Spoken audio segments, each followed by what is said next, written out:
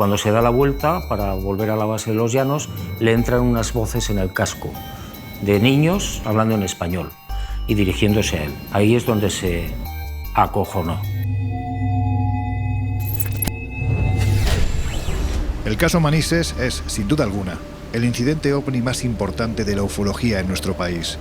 Ocurrió la noche del 11 de noviembre de 1979. El comandante Javier Lerdo de Tejada, un piloto con muchas horas de vuelo en sus casi 15 años surcando los cielos del planeta, se tuvo que enfrentar esa noche a algo que nunca antes había visto. Frente a la cabina había unas luces rojas muy potentes que realizaban movimientos extraordinariamente veloces y que se aproximaban amenazantes. Así fue la conversación entre el comandante Lerdo de Tejada y la torre de control del aeropuerto valenciano de Manises, sobre cuya vertical se encontraba el avión Super Caravelle con 109 pasajeros a bordo. Barcelona, TAE 297. TAE 297, dígame. Confirma usted que tenemos algún tráfico próximo a nosotros, a nuestra izquierda, aproximadamente unas 4 o 5 millas. 297, en negativo, no hay tráfico notificado. Tenemos dos señales de luces rojas, como ahora unas 3 millas a las 10 de nuestra posición. Aproximadamente a la misma altura. A las 10 de la posición, a unas 3 millas a la izquierda de su posición ahora. Sí. Afirmativo.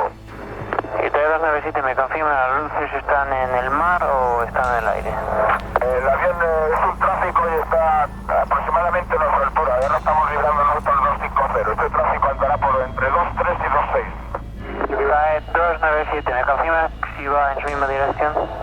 Afirmativo, lo tenemos cada vez más cerca.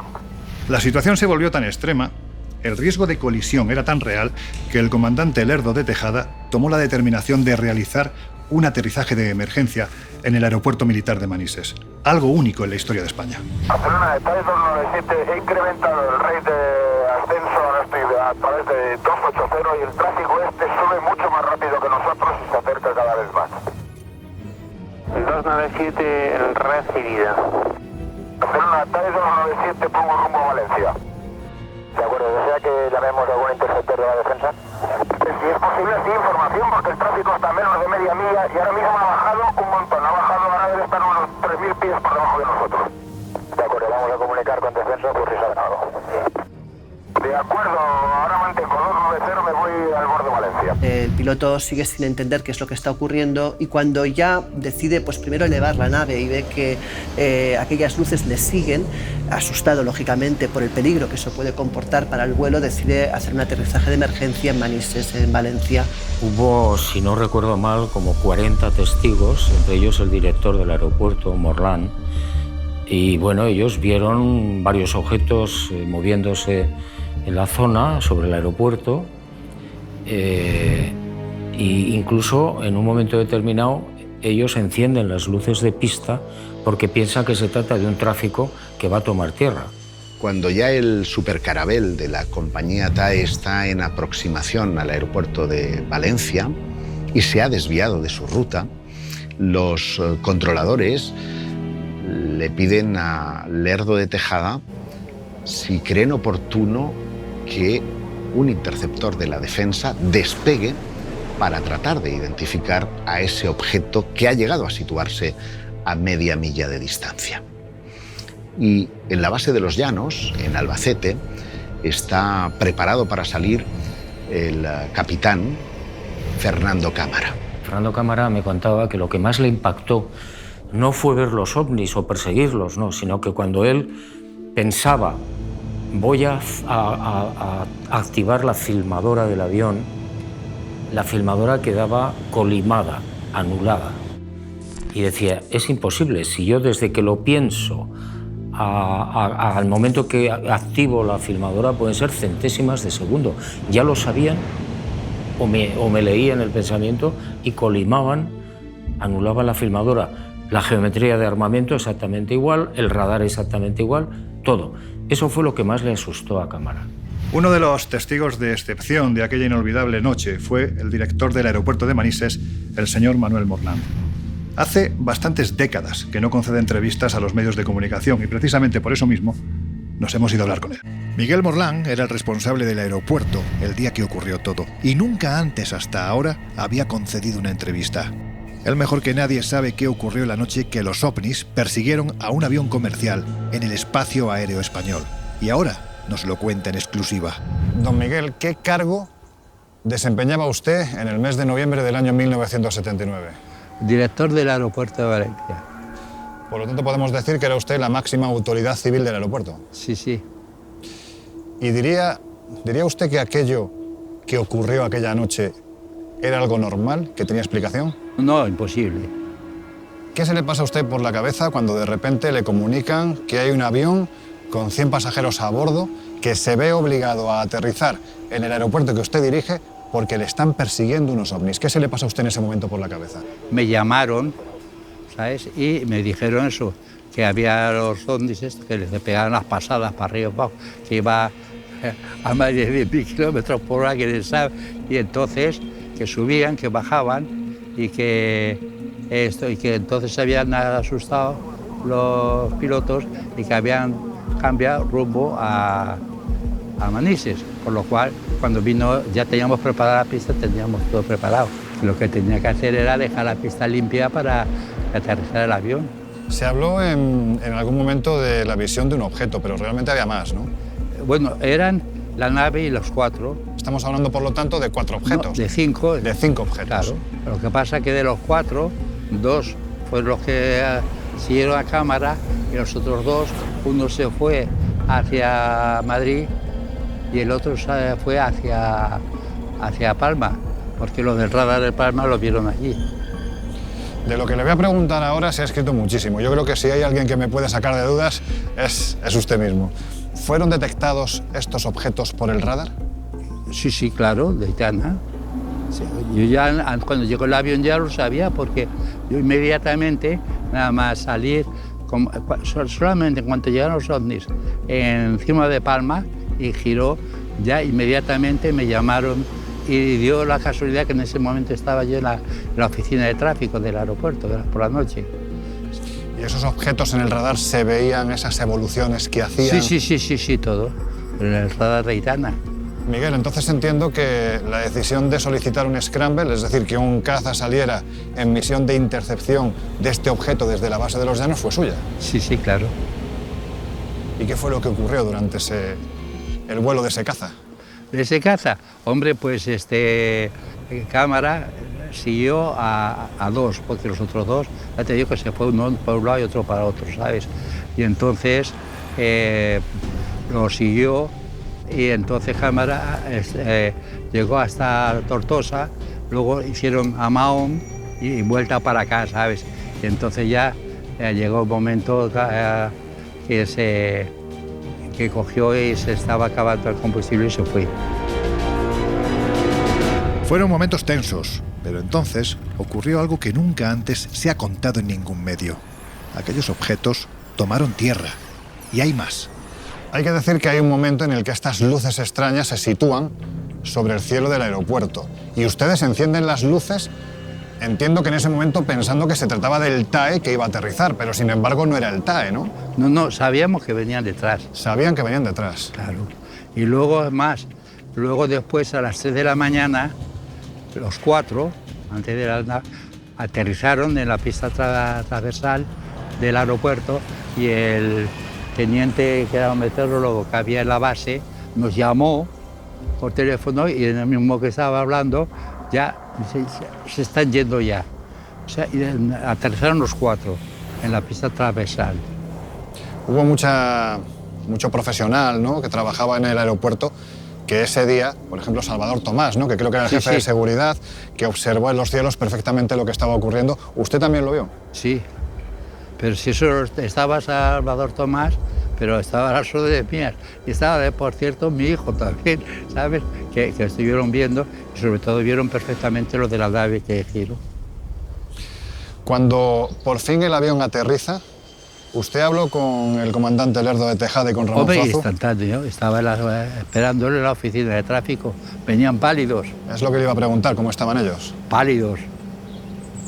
Y había de los pasajeros, iban durmiendo y entonces, como aterrizaron o con mucha velocidad, pues entonces se movió el avión, del miedo que traía, terminaba toda marcha, y entonces había 2 chicas austriacas que me dijeron que habían estado viendo por la ventanilla todo. Miguel, cuando en el año 92 el Ejército del Aire, a través de su órgano de inteligencia, el Mando Operativo Aéreo, decide desclasificar los informes vinculados al asunto de los ovnis, y usted, me imagino, que habrá tenido acceso al informe Manises, sí, y ve lo que cuentan y las explicaciones que dan, ¿qué opina usted? No, es que yo eso no pasé de ello. No pasaba de los informes. Yo como sabía lo que sabía, la verdad, no necesitaba leer informe ni nada. Pero usted sabe que hay una vertiente más crítica con este caso, sí, que asegura que estuvieron literalmente viendo las luces de una refinería de escombreras en Murcia. Eso no tenía pie ni cabeza, lo de escombreras. Sí, entre otras cosas porque entiendo que un piloto como cámara sabe distinguir perfectamente lo que es un objeto fijo en el cielo a un objeto que se está moviendo. Pero si además no se ve, las escombreras por donde pasaron no se ve. Esa sombrera no tiene ni pie ni cabeza. Entonces, desde su punto de vista, después del tiempo que ha transcurrido, que entiendo que sí, usted habrá pensado mucho en aquel día, usted es ingeniero aeronáutico. Sí. Fue director del aeropuerto de Manises, sí, cuando se produce además el conocido como incidente de Manises. Sí. ¿Lo que ocurrió aquel día no era terrestre? Por supuesto. Los testigos más importantes de este asunto después de Miguel Morlán se encontraban en la torre de control. Pues bien, uno de los radaristas que aquella noche vivió esta fascinante historia recuerda para nuestras cámaras y por primera vez cómo transcurrieron aquellos angustiosos minutos. Fue un momento muy angustioso porque la situación de la aeronave no era la más satisfactoria y por la voz de los pilotos se veía que tenían miedo. En aquella época todas las señales venían de radares militares. Entonces el radar militar está especializado en radar primario, es decir, respuesta de un objeto enemigo.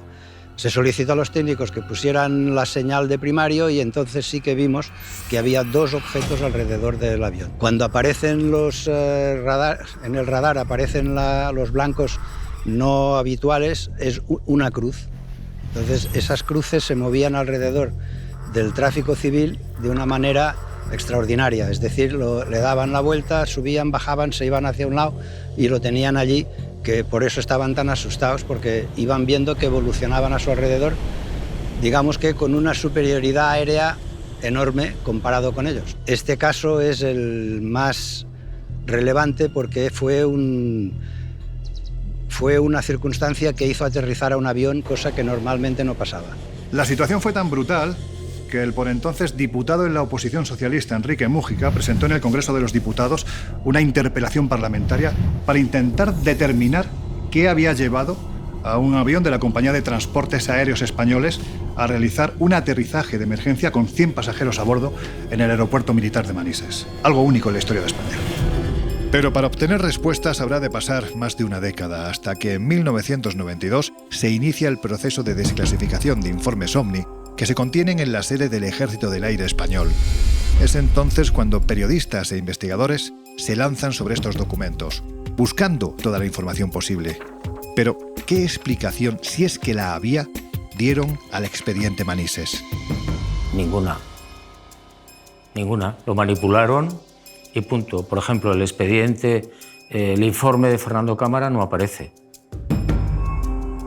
¿Cómo es posible?